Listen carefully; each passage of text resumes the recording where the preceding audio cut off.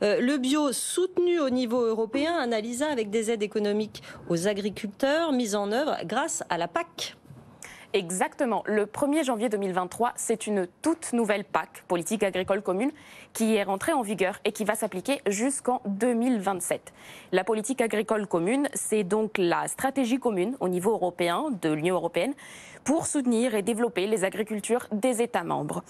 Alors, la PAC est l'un des postes de dépenses le plus important dans l'UE. Ça représente 387 milliards d'euros, donc un tiers à peu près du budget total. Et la plus grosse partie, c'est dédié à des aides directes pour les agriculteurs. Le plus gros bénéficiaire de la PAC, c'est la France, qui reçoit 45 milliards d'euros sur la période 2023-2027. Et parmi les grands changements de cette PAC, il y a une place plus importante accordée au bio, qui représente désormais une enveloppe de 340 millions d'euros par an seulement pour la France. Des aides nécessaires pour atteindre les objectifs que la France s'est fixés en termes d'agriculture biologique, avoir 18% des surfaces agricoles cultivées en biologique dès 2027.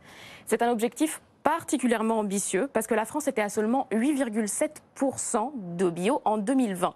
C'est bien loin d'autres pays plus vertueux comme l'Estonie, la Suède ou encore l'Italie, mais finalement assez en ligne avec la moyenne européenne de 9,1%. Mais il y a quand même des aides qui disparaissent, Annalisa. Tout à fait. Il faut faire la distinction entre les aides à la conversion, qui visent à accompagner les agriculteurs traditionnels quand ils se lancent dans le bio, et les aides au maintien, qui, elles, visent à encourager le maintien, justement, dans ce système de production. Et dans cette nouvelle programmation 2023-2027, les aides à la conversion, elles, augmentent de 36%. En revanche, l'aide au maintien, elle, disparaît. Selon Bruxelles, c'est en effet au marché de soutenir le secteur, une fois que les agriculteurs ont pu effectuer leur transition. Alors, pour pallier au manque de ces aides, certaines régions françaises ont décidé d'augmenter les aides d'une manière autonome.